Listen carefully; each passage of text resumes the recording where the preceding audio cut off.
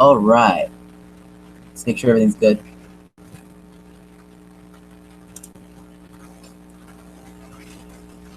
All right, guys. What's going on, guys? Skyrim Kipit today, and today we're gonna be filming the Google event with the Nexus 6P, the Nexus 5X, and a whole bunch of different things like that. So we're gonna get right into it. It looks like the YouTube stream's going okay. It's not going too great, and we're having some issues with lag. But the worst thing that happens is that we just let you see the audio, and we'll give you timely updates. That being said, let's just start playing it.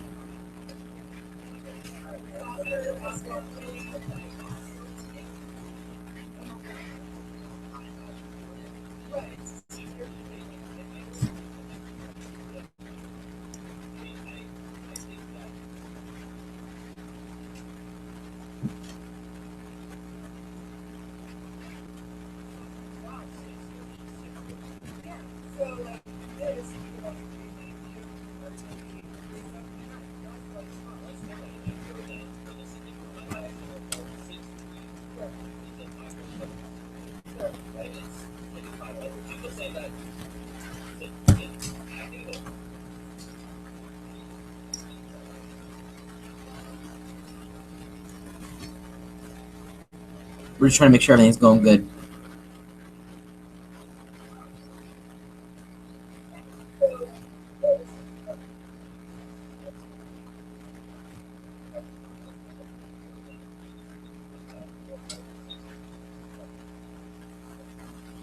So right now we are having some lag issues, but that looks to be the only thing that we're having right now.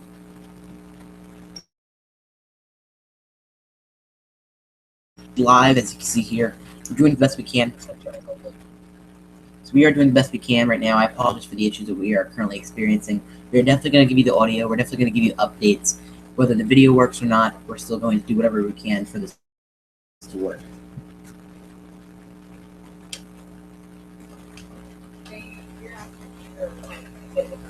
They also know that it's really popular with like favorite ASIC people, but that they're also, they want to hit these smaller markets that maybe the Samsung Galaxy S6 get success in hitting, especially now because of supply and work. So I'm really curious at the end of the day, I want to see how they're positioning this volume, how are they talking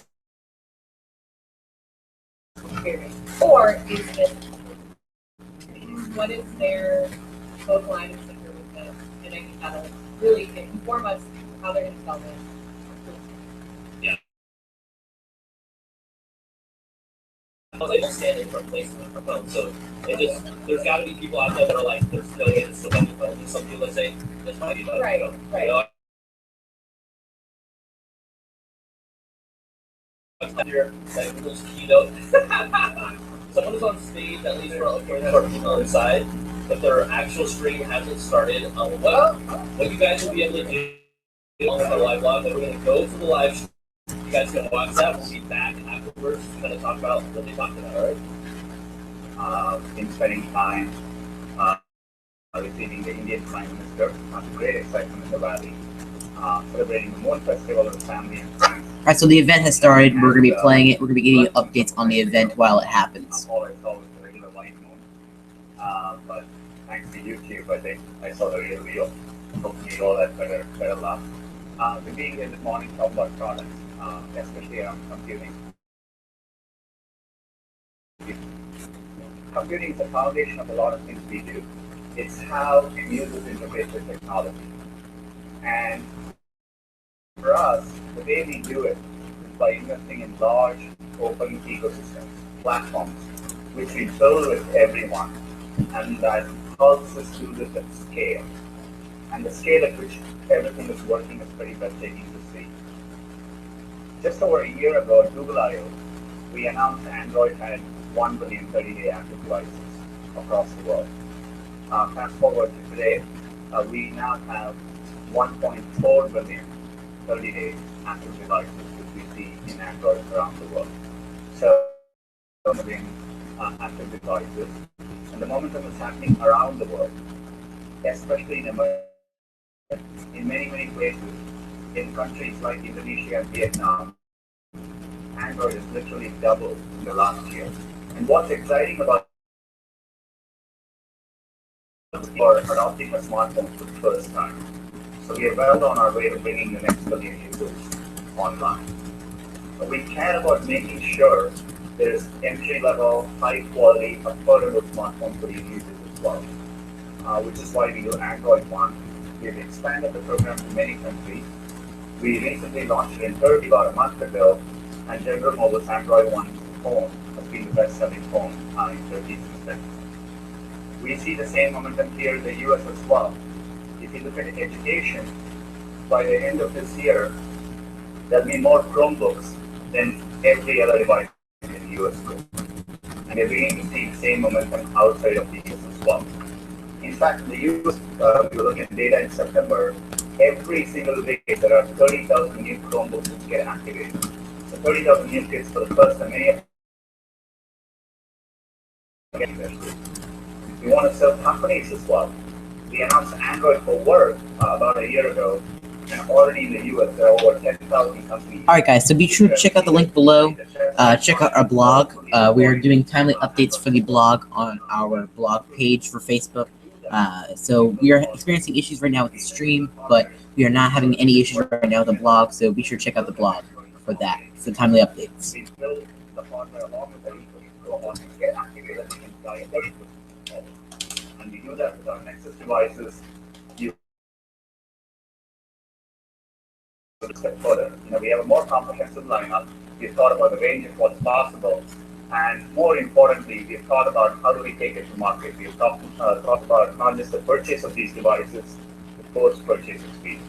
You hear about that from the team. In addition, we've had a Pixel team whose goal has been slightly different. Their goal has been to build aspirational devices so that they can guide the ecosystem into newer areas.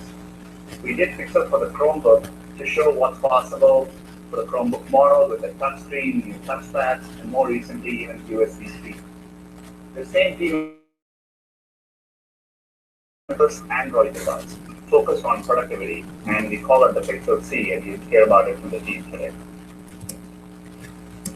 We are, of course, thinking beyond phones and tablets. We've spoken before about the multi-screen world. Users have access to computing in several contexts throughout their day-to-day lives, including in the living room. We've taken a very different approach to computing in the living room. We do it using Chromecast, and it bets on the phone as the center of your experience. And the Chromecast team has a set of exciting updates for you as well. So in this multi-screen world, it's even more important for us as Google to do the hard work so that the user experience is simplified for users. And increasingly we do that by doing hard and deep computer science, deep learning, to make sure they can use it. Alright guys, so we apologize for the terrible quality. That's an issue with the streamer, the one that's streaming this event. We apologize for this, and hopefully we get it fixed soon. We're having some lag problems. That's not us. That is actually the event. But we're going to continue going to the show. We're going to continue giving timely updates, so we apologize for that. Right now, it looks as if they're having issues right now. So I'm going to move the sound over to Google. See if that will work.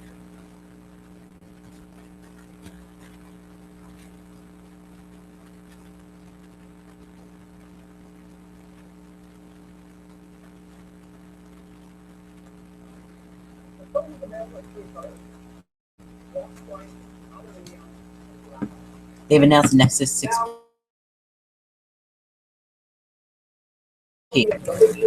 AMOLED display.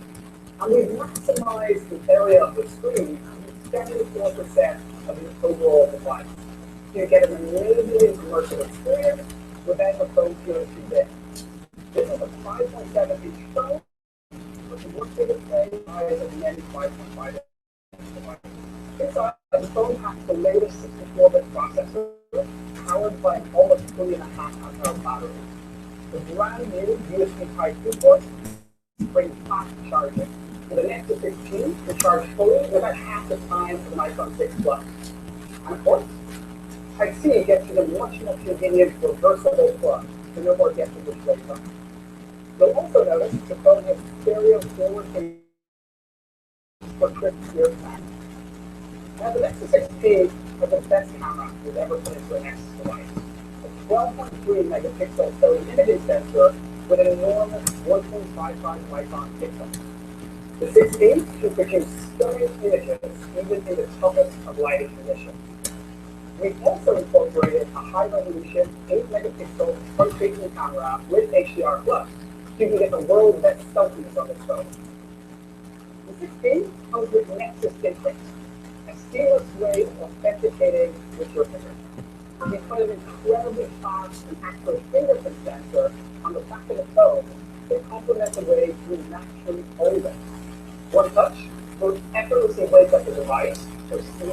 Guys, at this point, I would recommend checking out the blog. We are still going to film the event. We're still going to let you hear this, but I recommend checking out the blog. We'll continue giving you updates after the show is over, or during the show. Runs the latest Android 6.0 software, codenamed Marshmallow. Unlike all Nexus devices, it receives the latest software and security updates directly from the user. Okay, a few years back, we partnered with LG to build a Nexus 5, and this went on to become one of the most loved Nexus phones we've ever launched. This year, we're happy to announce an update to this iconic phone with the all-new Nexus 5X. Now, the Nexus 5X offers top-of-the-line performance in a compact, affordable package. It has a beautiful 5.2-inch display, but it maintains the trademark screen-to-weight ratio, coming in at only 136 grams, which is amazing for a screen of this size. We've also increased the battery by almost 27 mAh, so the phone lasts even longer. Beneath the 5.2-inch display is a 64-bit processor, giving you world-class speed and performance.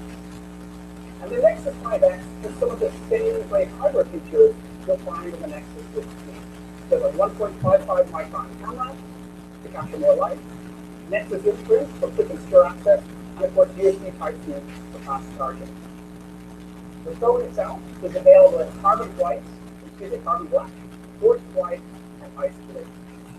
So to learn a little bit more about those phones, let me walk you through a couple of key hardware features in more detail. Let's talk about camera.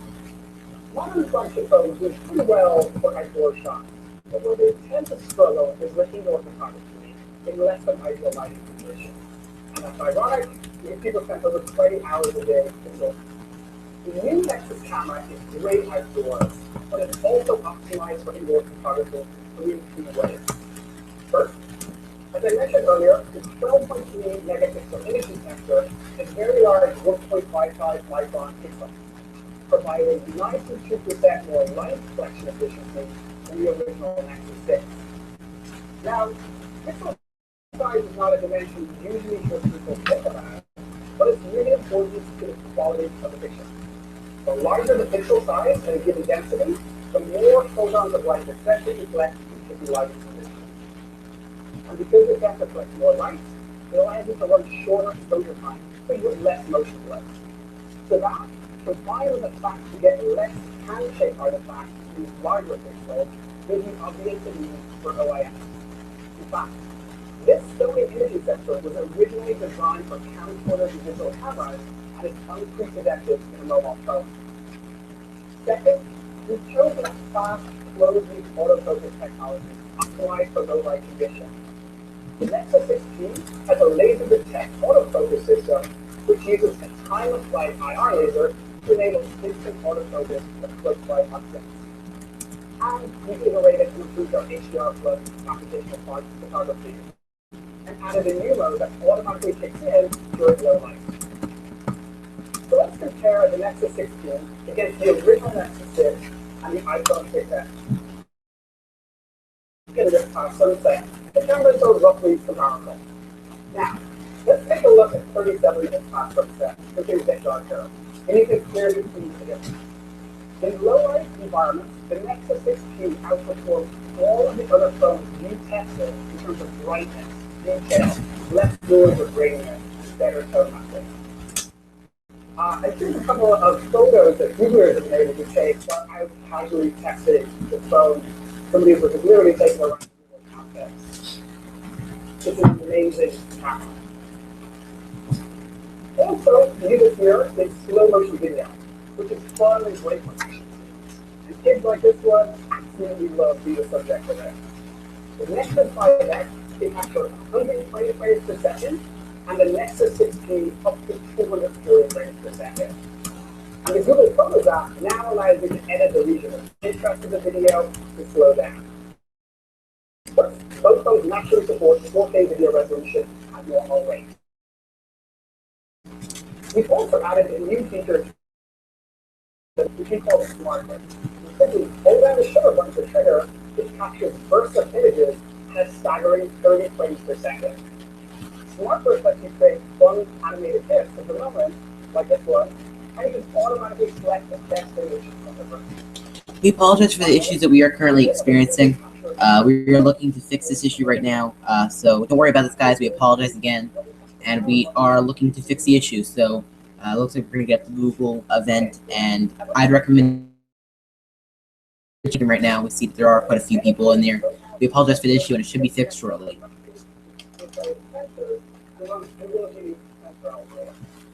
Now, modern smartphones are evolving to become more aware of their environment. They're usually on questions like, where am I? More nuanced things like, how familiar am I with this area? What am I currently doing? Answering these questions requires processing large amounts of sensor data over time in a power-efficient way. By offloading sensor processing from the main CPU to the Android sensor hub, we're able to run at a fraction of the power limit. The Nexus 5X uses the sensor hub in a couple of innovative ways.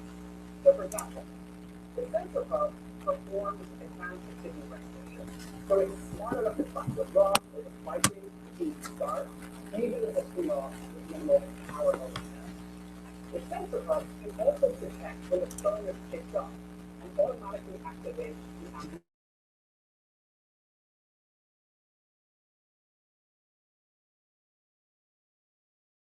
black display mode.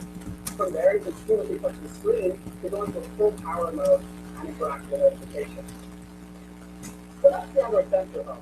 I'd like to talk about another feature, another great hardware feature we've done, and that's fingerprint. The Nexus 5X and 1600 Nexus sensor, which makes unlocking the phone more convenient and secure, and lets you accelerate payments and sign operations. Now, fingerprint sensors have been available on several devices in the Android ecosystem for a while.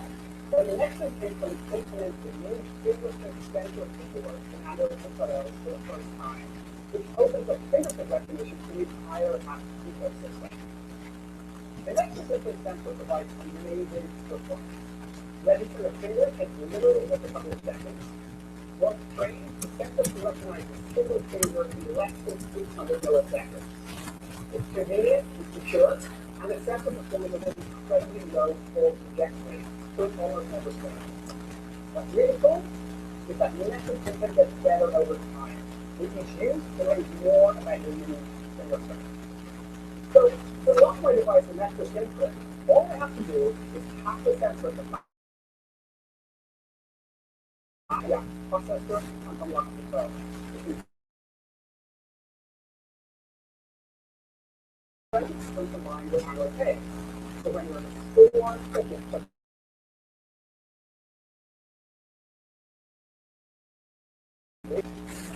on the phone itself, you can use your fingerprint to simply and quickly authorize face-lock purchases. And you can work with partners to integrate fingerprint support across a wide range of languages and commerce. Okay, let's switch gears for a moment and talk about some of the features of Marshmallow that really shine on the Nexus 5X this week. With conversation, we're focused on improving the core user experience. And Google I/O May, we talk about some of the areas of college, like text selection improvement, and use copy and paste loading bars, volume control, and more. Now that we're done, I wanted to show you a few more examples of polished craftsmanship that can be planned throughout Marshmallow. So let's start with the lock screen. Now, we already have quick access to camera in the lock screen. In Marshmallow, we can extend quick access to Google Voice Search in action.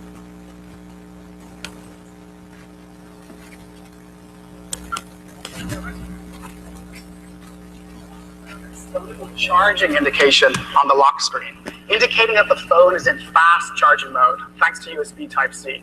And it's also take to charge. So let's unlock the phone. And one of the first things you'll notice is that we've reworked the window principle where elements appear from their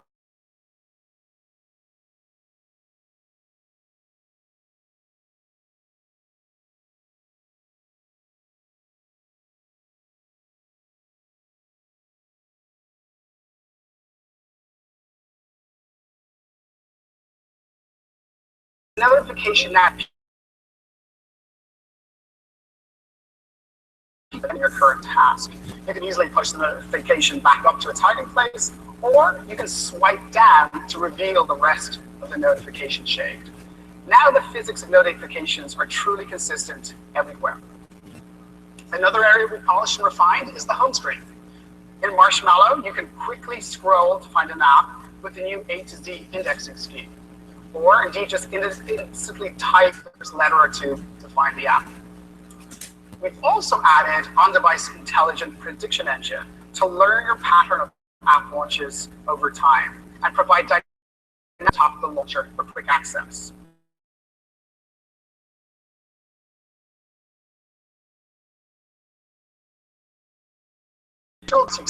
Or in fact, apps you tend to launch in a specific sequence. And of course, with Marshmallow, we've radically changed the user permission model by greatly simplifying the number of permissions apps can ask for and only asking for permission the first time you try to use a feature, instead of asking during installation time. So for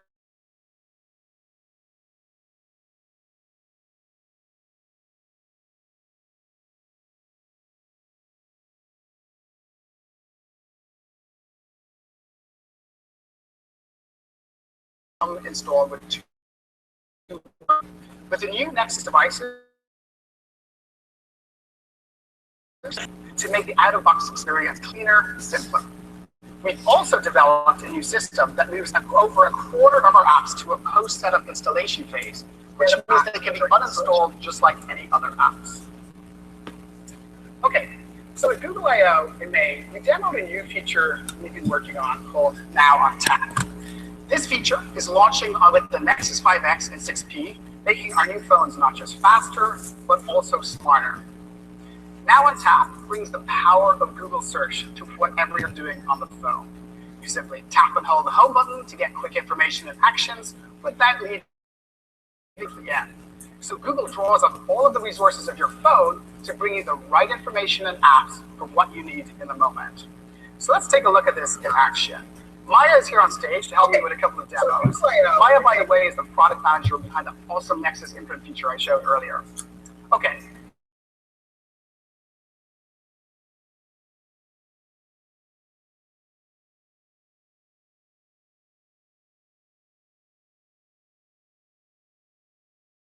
And quick access.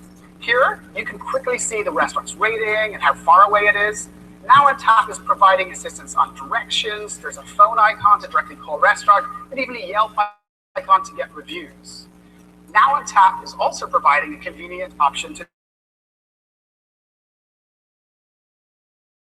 taps on the open table icon. She can draw.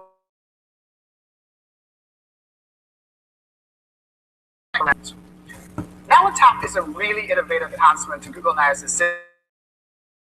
And like many of Google's services, it's based on a learning system, which gets better with usage over time. And we're excited to be able to get this out to users now and continue to iterate. Another cool feature in Android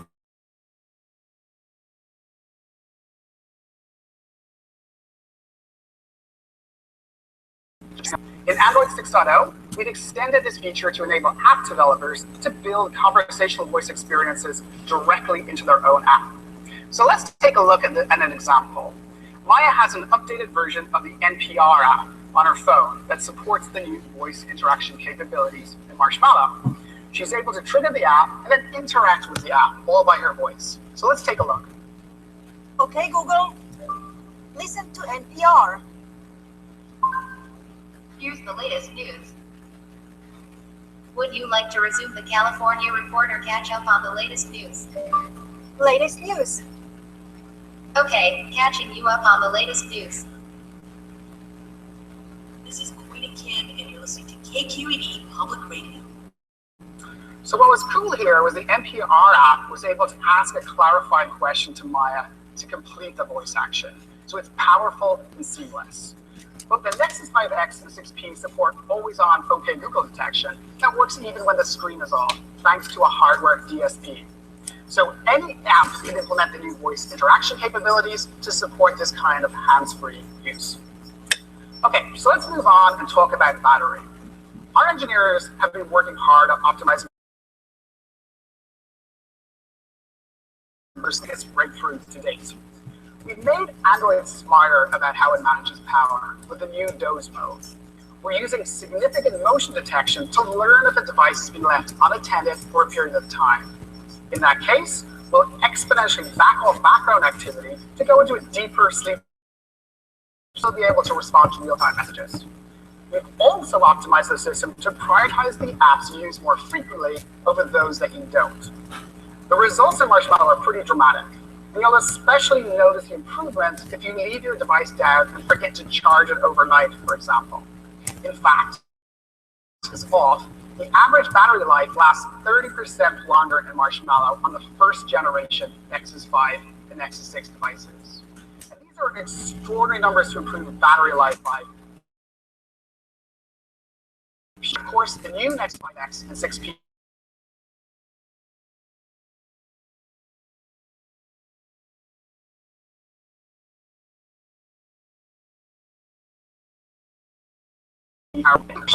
including the Nexus 5, 6, 7, 9, and Nexus Player. Now, here's Sabrina to tell you more about where you can buy the new Nexus 5X and 6P. Thank you.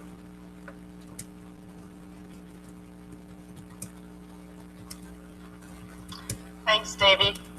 The team is really excited to launch these two new Nexus phones. So I want to take a moment to tell you where you can actually buy them, and that's at the Google Store. Back in March, we launched the Google Store as the new home for the latest devices that work with Google, including Nexus phones and tablets, Chromecast, Chromebooks, Android Wear watches. Now the Google Store is available in over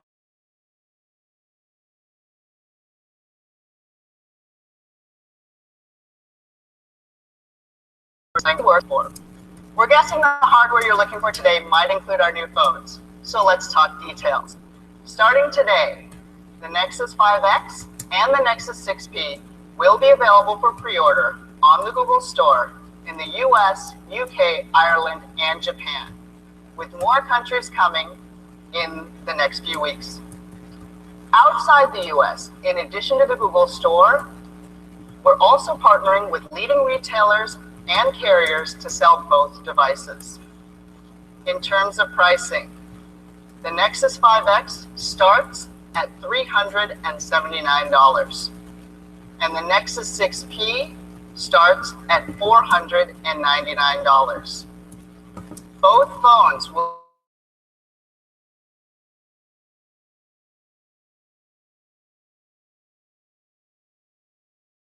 begin to work across major networks in the US as well as internationally.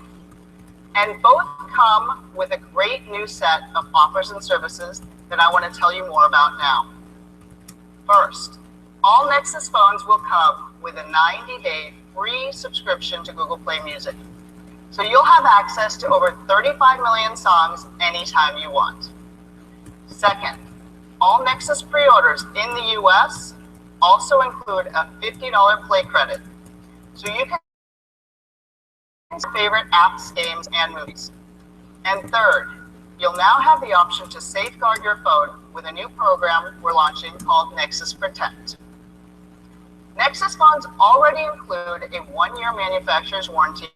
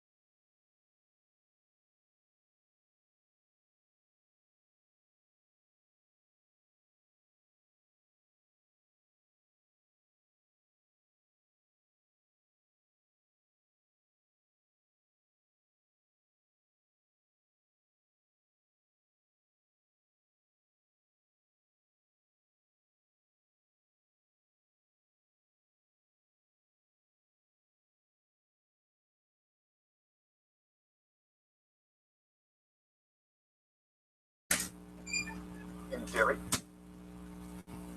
All right. Well, normally I would get a notification that tells me that she's seen it and that I know that she's actually viewed the photos and she's telling me she wants me to send her more. So it just so happens that a few days after, we had a little family bake-off, and I'm just going to go ahead and add these new photos and videos to the same album. And let's see what happens. Now, back on my mom's tablet, we should see a notification that I've added new photos. It looks like with the demo, we're having a little trouble getting the notifications through, but she'll get a notification. There it is. And she's going to go ahead and open up that shared album, and now she can see all the photos from the album, including the ones I just added. That's an early preview of Google Photos shared albums, a new, easy way to pool photos and videos and get updates with no setup on any device. Shared albums will be available later this year. Now, back on my mom's tablet, let's talk about the challenge of finding and sharing that one photo. With Google Photos, we didn't want to just build any photo. Alright guys, I just want to apologize for the issues that we've been having. I know this is a little break from the Google event. We have been experiencing so many issues with our computer and the services and our internet because we're using the stream that we've been having some issues lagging with freezing up, that kind of stuff. So we do apologize for this. This is not something that we expected to occur at all. We've had this issue happen before, but we didn't intend for this to occur. So we apologize. We're gonna let you listen to the audio of this. So we do deeply apologize, but we're gonna let you listen to the rest of this and maybe show you photos of the event. We're rolling out the ability for you to label the important people in your life. You can now give them any name you like: James Ward, Maggie, Mom. The choice is yours. Now I know what you're thinking. What about that crazy cousin I have who insists that I always call him Dutch Thunder? You can do that too. These labels are 100% private to you. Once you've added these labels, you can now perform powerful compound searches like this one. Here I search for Maggie hiking. So rather than seeing all the photos of Maggie or all the photos I have of hiking, now I get a much smaller set of results that match both. Dad at the baseball game, Maine, Uncle Jerry skiing, Dutch Thunder at the beach in Cancun. It's now that much easier to find and share the exact photos that you're looking for. This feature will be available on Android this week. It's coming very soon to web and iOS. Finally, let's talk about those times when you want to share photos and videos with the people closest to you. And by closest, literally closest to you, as in they're in the same room. Say you're at home, hanging out with the family, talking about that epic day you had at the skate park. You quickly pull up the photos and videos, but then what? Your phone gets passed around, now everyone huddles around your small screen, but no one can actually see or hear. Meanwhile, your TV is sitting 10 feet away, turned off, almost as if it's mocking you. Well, no more. We're bringing Chromecast to photos. Let's take a look. And on this side, we have a TV connected to Cast. The Photos app has detected that a Cast device is nearby. So we'll just tap the button, select the device, and you'll see we're ready to go. When I tap into a photo, it immediately shows up on the TV. I can swipe through my photos and videos, and they'll automatically update on the big screen. I can even cast an animated GIF.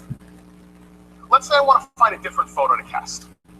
On my phone, I can leave the full screen view, scrub through my library. They're talking about right now the Nexus 6P, or now they're talking about Google Photos, but they've talked about so far the Nexus 6P, the Nexus 5X, and that kind of stuff. To make it a little simple, you can check out our blog on Facebook, but I'll just give you a little rundown of it. They released so far the Google Play Music Family subscription for up to 6 family members.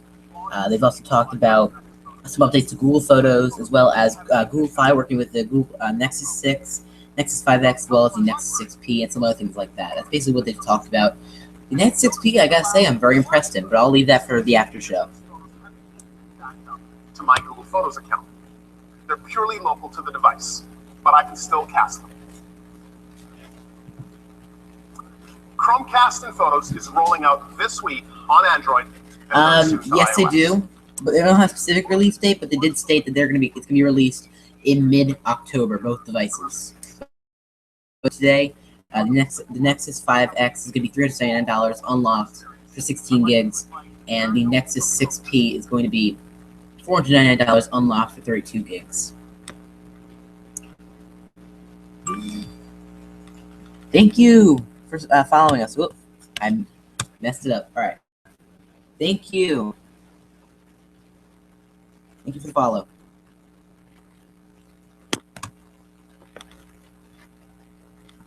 All right, let me get this back up for you guys. All right, now they just switched over. Now they're talking about the Google TV. To the big screen. Your mobile apps have the latest features. You're already logged in. They know your preferences. Connected to Chromecast and your phone doesn't stop at TV. I'm gonna put in the link so you can see the blog. Our technology allows us to go beyond the TV screen to your other home entertainment devices, including speakers. And what about content? Since the launch of the original Chromecast, and web apps have been published with support for Cast. The pace of apps launching on Chromecast is accelerating. Take from over 200,000 TV shows and movies from premium providers like HBO and Comedy Central. I'm excited to announce that starting today, Showtime is bringing all of its content to Chromecast. Cast support will also be available from Sling TV in the next few weeks, and many other video services will follow. In sports, we offer many of the top leagues and networks. I enjoy MLB at Bats, CBS Sports, and lots of others. And I'm really excited about Cast support coming this fall to apps from the NBA, NHL, PN Sports, and many more partners. In music, we can stream more than 35 million songs, radio stations, and podcasts. In family apps, there's a ton of great entertainment for the kids and games on the big screen for everybody in the home. One exciting aspect of the Cast model is how apps are using the smartphone to enhance what's streaming on the TV. For example, with the recently added, NFL Sunday Ticket by DirecTV, while a game is streaming on the TV through Chromecast, you can easily browse rich information on the device in your hand without disruptive overlays on the TV. You can also very easily look for another game to flip to or discover there's a fantasy zone that you can go to.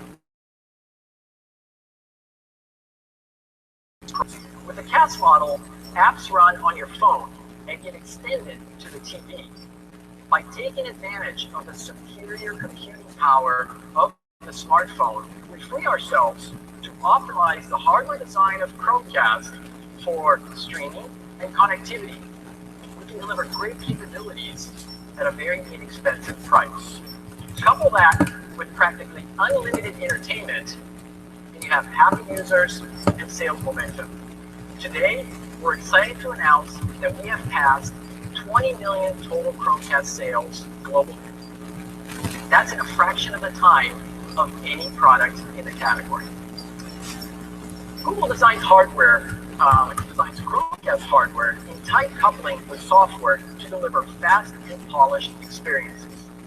Today, we're also very happy to announce two beautiful, brand new Chromecast products. First, the new Chromecast. We've redesigned Chromecast to bring a modern new look. You'll notice the industrial design that sets the new Chromecast apart from other form factors. The integrated HDMI cable makes it easy for you to take it with you on the go. In addition to black, we're offering Chromecast in two fun colors, lemonade and coral. One of the new Chromecasts right here.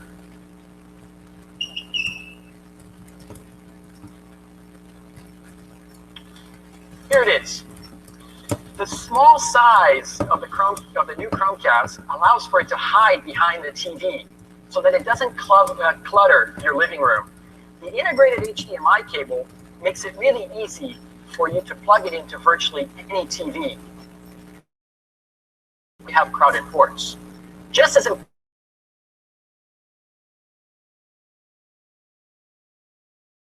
by performance. We now support 2.4 and 5 gigahertz as well, dual band 2.4 and 5 gigahertz, as well as 802.11 AC to take advantage of the latest home networking technologies. We designed an entirely new adaptive antenna system, which includes 3 very efficient antennas and an algorithm that ensures that the Wi-Fi chip is always using the best antenna and radio frequency for the changing Wi-Fi conditions in the home. Take a look at the data that compares the original Chromecast in light blue here with competitive products of the same form factor. As Wi-Fi goes from strong to weak, throughput drops across all network devices. Now let's add the data for the new Chromecast. Wi-Fi performance of the new Chromecast is significantly better across the entire range of conditions.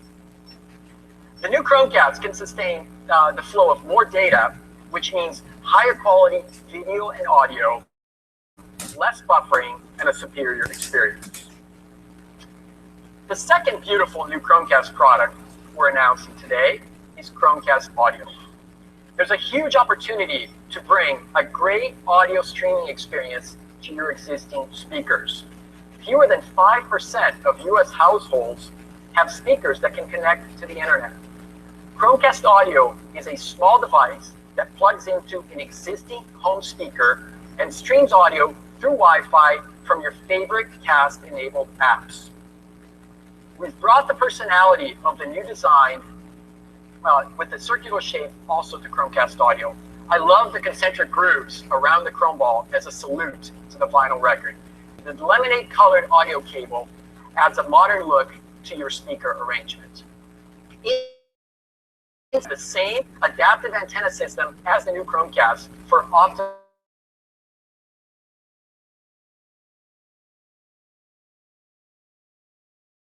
auxiliary input of your existing speaker. We also support RCA and optical inputs. Just like Chromecast, it's really simple to set up. Plug it into power, connect to Wi-Fi, and you're ready to cast. With the new Chromecast and Chromecast Audio, you now have a simple and consistent way to amplify your entertainment to the biggest and loudest devices in the home. I'm going to ask Rishi to join Adam on stage to show you how these new devices work. Thanks, Mario. All right, Adam and I are excited to show you these new products in action. So let's start with the new Chromecast. Now, we showed you a lot of the hardware improvements we made. Now we're going to talk to you about some of the software improvements. And that starts with content discovery. So Chromecast over the last years had many, and the app model works great. When you know which app to go to, simply press the cast button and start watching. But what about those moments when you don't know what to watch, or you don't know where to find it? So today, we're excited to announce a completely redesigned for Android and iOS that'll help you navigate all these great content options. So let's show it to you. So Adam will open up the new Chromecast app, and we'll start with What's On. With What's On, we've partnered with many top content apps to give you a single place to view all your featured content. Think of it as a central home for all your entertainment options. So now in one view, I can see what's trending on YouTube today, the most popular episodes from Hulu, latest movie rentals from Google Play Movies, or what's live streaming right now on sports on Watch ESPN.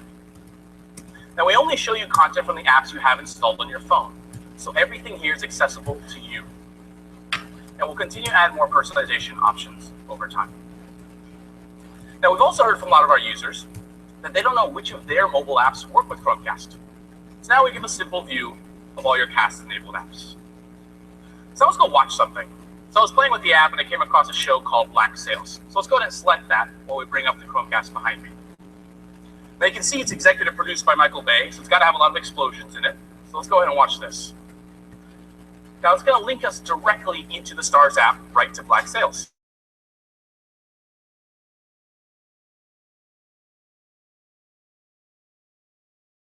We'll be streaming in full HD from the cloud. I always thought this journey would end in battle. But now, as it turns out... Looks great. So now, I can go add this to my Spark Stars playlist if I want to.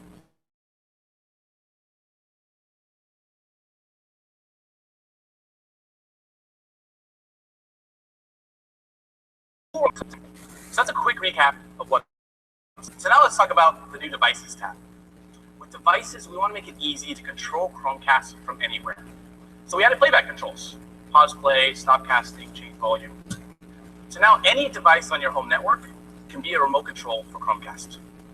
It works great when you have friends over. They can use their own phones to actually pause the playback. So I'll quickly go to Get Apps. We have thousands of apps that have been cast enabled and many more coming all the time. So we needed a better app discovery process. So we redesigned the page completely.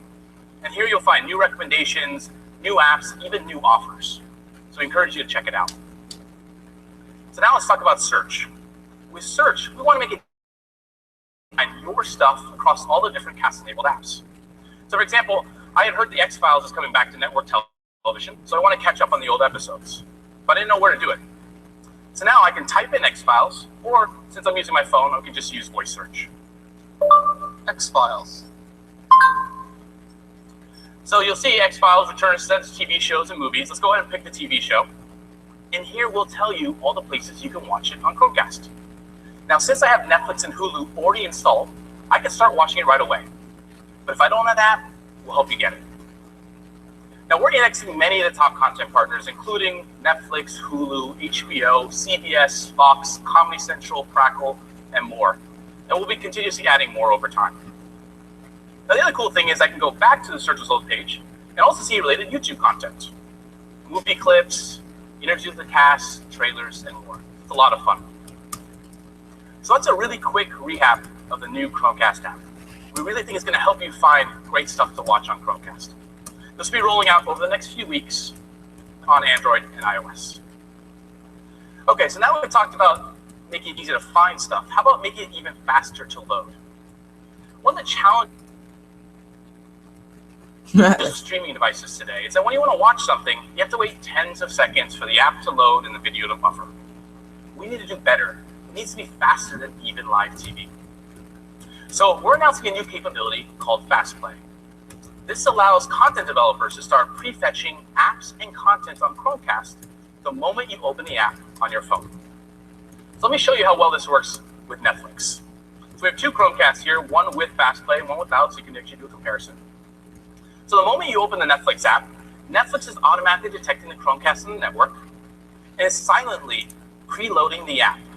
So by the time you click the cast button, it's already there. It's much faster. In fact, in our field test, we actually see it reduces app load time by 80%. But Netflix can go even further by using content caching algorithms to predict what you want to watch before you even hit play. So let's do a search for Unbreakable Kimmy Schmidt. And what you'll find is Netflix already knows I watched the first episode, so they're smartly downloading a small segment of the next episode. So by the time I scroll down, hit play, the video is already loaded. No more buffering. It totally changes the streaming experience. Now, we're going to roll this out to all content partners. Many of the improvements will be rolling out today, with content prediction features rolling out early next year. We're really excited. So now let's talk about gaming. Gaming is obviously a very big part of the living room experience. But one challenge is that gamers are always looking for the latest and greatest hardware. So what does that mean for a product like Chromecast, which is designed to be simple and lightweight? Well, fortunately, we can take advantage of the most powerful gaming device in many people's homes today, their smartphone. So at Google I/O, we launched new developer tools called the Remote Display APIs. This allows a game developer to take their existing mobile game and now render two screens. One screen plays locally on the phone. The other screen is then sent to Chromecast. So effectively, the entire experience is being driven by your powerful phone. So let me show you a real example with Angry Birds Go, a popular racing game. So Adam has already cast the game to Chromecast, and you can see the phone does an amazing job of rendering the game. Angry Birds Go is just much better on the big screen. Now for this demo, Adam's using an iPhone. We released the remote display APIs for Android and iOS, so everyone can join in the fun. And the other really cool thing is that Adam's using the accelerometer of the phone to control the racetrack. Game developers can take full advantage of the capabilities of the phone, whether it be accelerometer, gyroscope, touch, even a camera. Turns out, the phone is just the best game controller, and it'll continue to get better as you upgrade your phone. Now, in multiplayer mode, and it's really simple to set up because as long as your friend has a phone, they have their own game controller with them. Now, this is one of several games we're releasing over the next few months. Another interesting game is WGT Golf, a personal favorite of mine.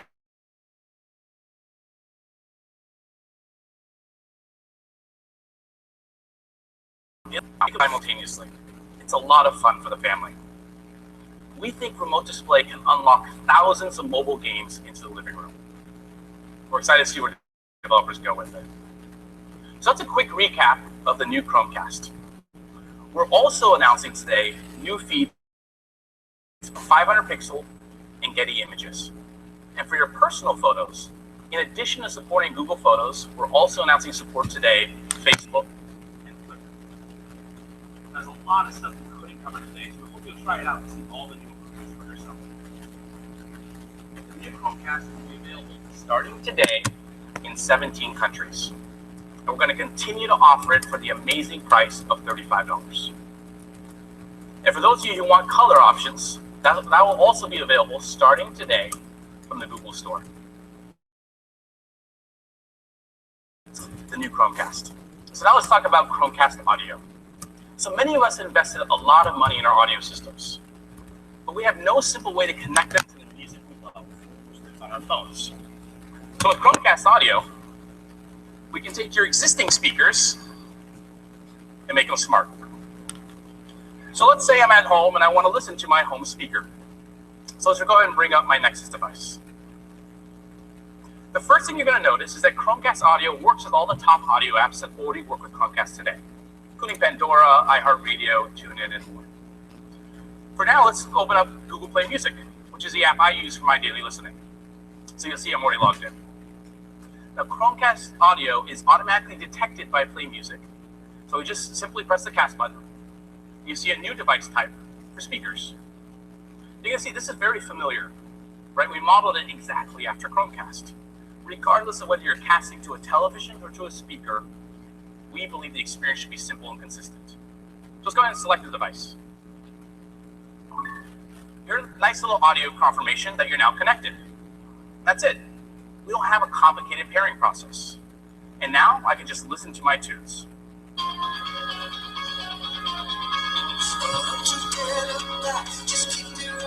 We're streaming the highest quality audio through Wi-Fi to my old home speaker. And because I'm streaming from the cloud, We're gonna have to turn this down for a second because we don't want copyright on our video.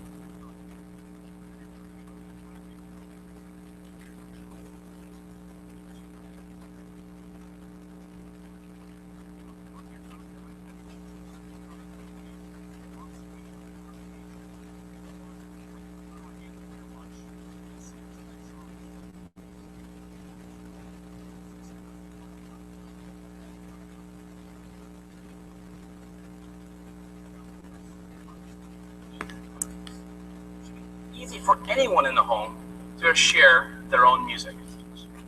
So Chromecast audio automatically works with phones, tablets, and laptops that are connected to your home network. And we also support guest mode.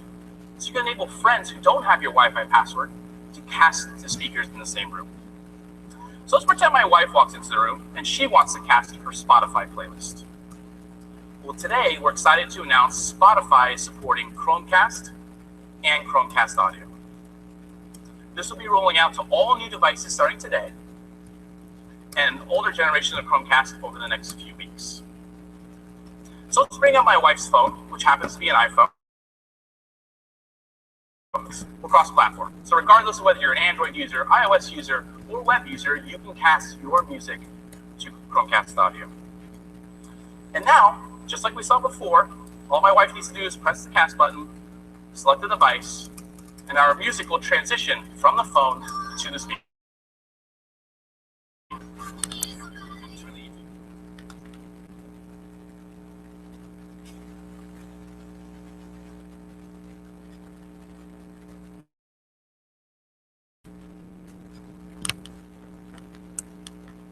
It's fun when I can support multiple users at the same time. Sorry again, guys. We can't get copyright for the video, so.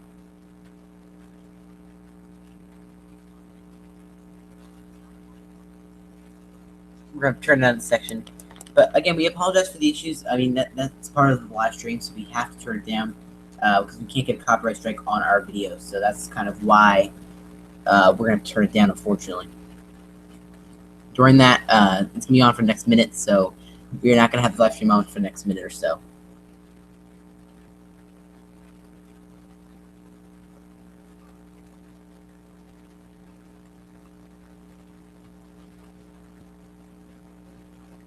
Turn down the section, but again, we apologize for the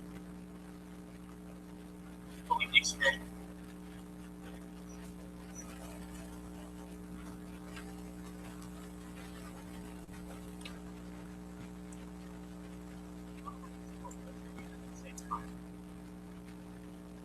Sorry again, guys. We're streaming the highest quality audio.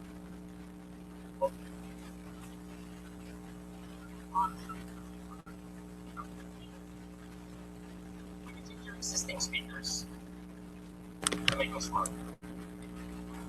Let's say US for just $35. That's cheaper than a basic set of headphones.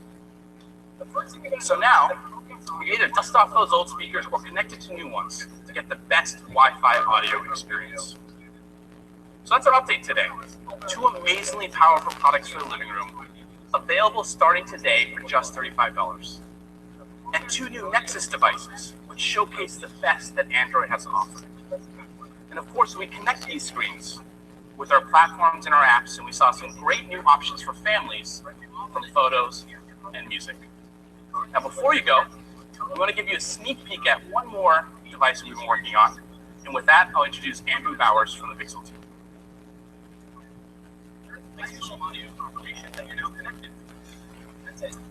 So, as you've seen today, we're making life easier than ever to move between screens in your life, whether it's the phone in your pocket or the TV in your living room. We've also been thinking about how to make other form factors easier to use, like tablets. Now, tablets are great for games, reading, or watching movies, but they often force you back to a laptop when you want to write a document or respond to a long email. And while there are plenty of keyboard accessories, they're often just that, they're accessories. You have cramped keyboards, required to use them on a desk, or get in the way when you don't want to type. So this felt like an area that deserved taking a step back and rethinking from the ground up. Now, we've taken this first principles design approach before with the Chromebook Pixel, reimagining what an ideal laptop could be. And the Pixel line has yielded many great benefits, paving the way for new technology to enable the entire Google ecosystem. Let me give you just 2 examples, expounding on what Sundar mentioned earlier. A few years ago, we introduced a vastly improved touchpad architecture on the original Chromebook Pixel, both hardware and software, that's since rolled out to many Chromebooks from many manufacturers. Whereas before you had to spend $1,000 on a laptop to get a great touchpad, today you can buy a Chromebook for $150 and get a very similar experience.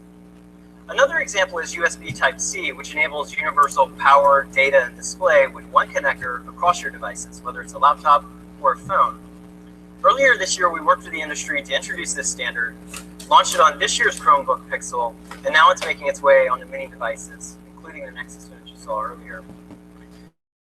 So in the case of tablets, we asked ourselves, what would an ideal touch plus typing screen and the keyboard complement each other to make the whole greater than the sum of its parts? The culmination of that effort is a new addition to the Pixel family, Pixel C, a new device running Android 6.0 Marshmallow. Now, if you're familiar with the Chromebook Pixel, you'll immediately see the family resemblance. It has the same clean lines and anodized aluminum design. There are no exposed screws and minimal distractions. Precision engineering means everything fits together with really tight tolerances, and it feels really sturdy and solid in your hands. Now, Pixel C, where the C stands for convertible, is an entirely new approach to combining a tablet and a keyboard. Closed, they're held together with self-aligning magnets. When you're ready to get down to work, slide the tablet off, touch it to the back of the keyboard, and lift. The tablet attaches magnetically, and the screen is fully adjustable between 100 and 135 degrees. There's no kickstand or clasp mechanism to get in your way. The keyboard connects via Bluetooth, avoiding unsightly contacts on your tablet, and it's also really sturdy. I can hold it by the tablet, I can hold it by the keyboard, I can hold it upside down. It's very easy to use in your lap. You can use it on the bed, you can use it on the couch, wherever you want to use the device. Now, the Pixel C size is designed for usability of the keyboard without sacrificing its usability as a tablet. The screen size is 10.2 inches with a square root of 2 aspect ratio. Now, that's a metric area ratio that's used by A-series paper, of which A4 is the standard letter format throughout much of the world. And what this means is it's delightful to use in either portrait or landscape orientations, while at the same time giving us enough room for a full-size keyboard. Now, for context, a typical 13-inch laptop has a 19mm pitch keyboard, where it pitches the distance center to center between 2 keys. On the Pixel C, we have an 18.8mm pitch, almost the same, but within a much more portable 10-inch size.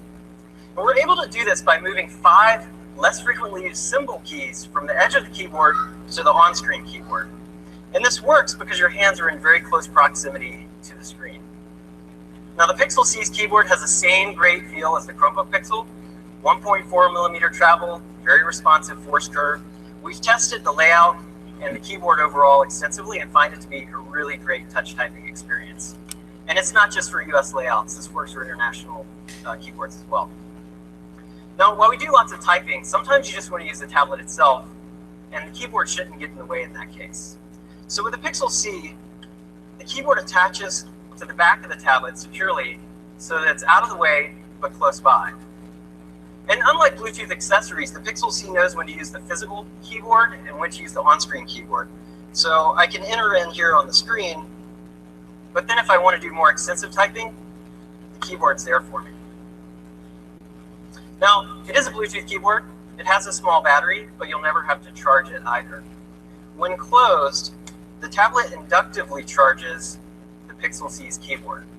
Just a few minutes a day closed will keep the battery topped up.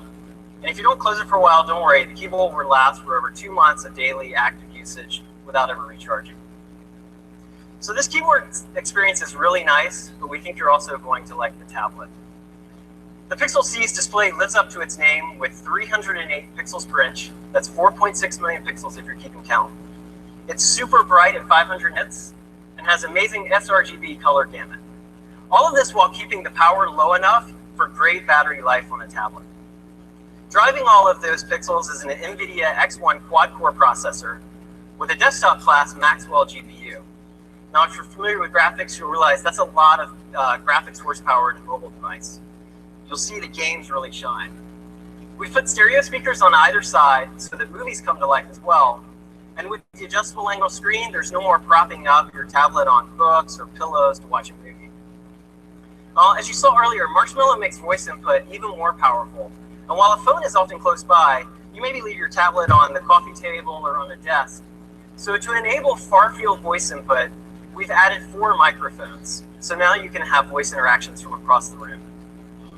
Of course, the tablet charges with USB Type-C. And one of my favorite features for a quick check of battery life, double tap on the light bar. Now, all of the great Marshmallow features you saw earlier are here. And like our other Pixel devices, the Pixel C will get better over time, with software updates every 6 weeks. We think the Pixel C's tablet and keyboard experience really unlocks new ways to both play and be productive on one device. The Pixel C will be available in time for the holidays on the Google Store, starting at $499 for the tablet and $149 for the keyboard. We're really excited to be expanding the Pixel family to now span both Chromebooks as well as Android tablets. Like Nexus, Pixel pushes the boundaries of what's possible with technology, making the entire Google ecosystem better for our users.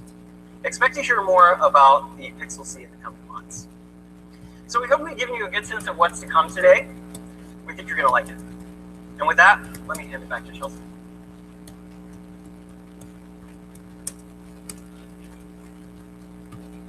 Thanks, Andrew. Thank you all so much for joining us today, especially for everyone who joined us via live stream from all around the world.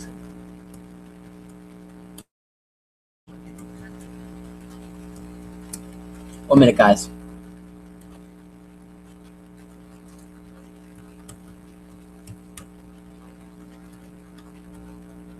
I'm just trying to finish up. I'm just trying to finish up the blog.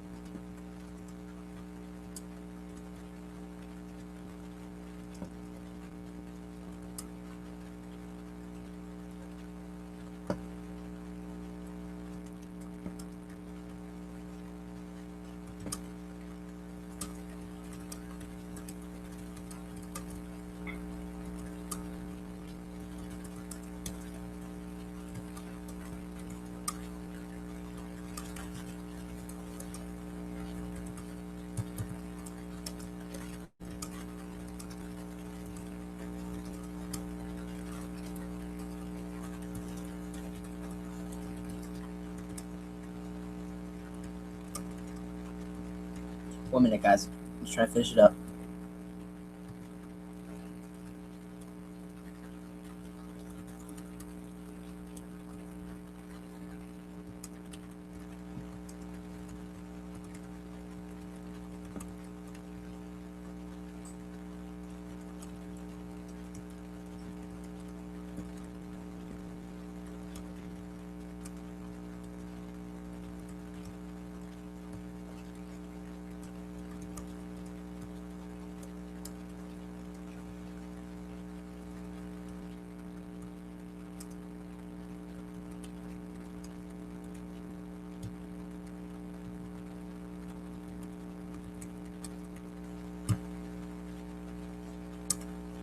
All right. Finish it off.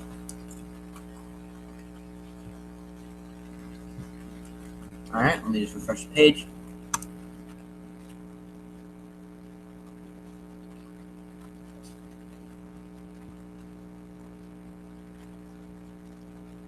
So guys, this has been an amazing event. Thank you guys to everyone that watched throughout the whole event. We apologize for the issues that we had at various points during the event. We've been experiencing some issues, and we're working to solve those issues for you. So we apologize for the slight delay for those in our live stream, at least for the YouTube. Hey, so those that were on the stream, you shouldn't have had any issues at all. It looks like it went well. We had about a total of 47 viewers in the stream, so thank you so much for that. And then for YouTube, we had very similar results. Although for those that are on YouTube, which you're probably watching it now after this recording, if everything goes well, I don't know if it's going to go well or not, because we had some issues. We got kicked out of the stream for a little bit. I don't know if I'm going to be able to save it or not. I would assume I would be able to. I would hope so. So that being said, that's about it, guys. I'm going to show you the final post. So, again, don't even bother at this point liking our Facebook page. Thank you to those that did. And thank you to those that liked our Google Google event page. That was very kind of you. To those that did, we told you about that yesterday, and it's pretty awesome that we got the results that we did. A lot of people were liking that, and I think that's what we're going to do in the future, because that is what seems to be the most successful way of doing the event, or doing a blog for the event. So that being said, the event has just ended. Thank you to all the viewers of the blog page, as well as the viewers on the live stream. Even though you had experienced some issues with the live stream, it should have ended pretty well. We'll be shutting down the Facebook page, or the blog page's Facebook page on October 1st, due to the page only being dedicated to the blog for the Google event today, or the September on September 29th. So that's it, guys. Thanks to everyone that liked, commented, and watched the stream. Our YouTube channel is youtube.com/techlifetodayco. Our website is techlifetodayco.com. Our Twitter is @techlifetodayco. Our Instagram is @techlifetodayco. Everything's @techlifetodayco. So thank you guys so much for all the viewers. And that looks to be about it. So thank you so much for all the support. And we will see you in the next video. Again, real quickly, we're going to recap this because we're not going to do a separate video for that. Everything will be in this video. So in the video, or in the live stream today, they talked about the Nexus 6P, which is a gorgeous phone. Has a, I think it was like, I don't remember what it was. I think it was 12 megapixel sensor. I don't remember exactly what it was. 8 megapixel front facing camera, beautiful. It's a gorgeous phone. It has a, make sure everything's good, a 5.7 inch screen, which is gorgeous. Again, everything about the phone is gorgeous. It has an all metal design. I gotta say, I'm very impressed. Here is what the phone looks like. I'll get it up real quick for y'all if it will load.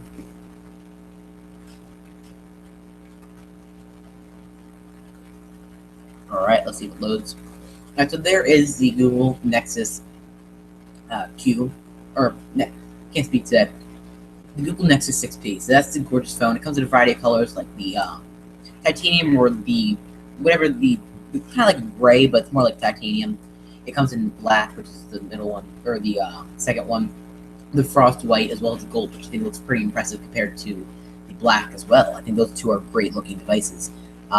They also released the Nexus 5X, which is the plastic or cheaper version or variant from LG.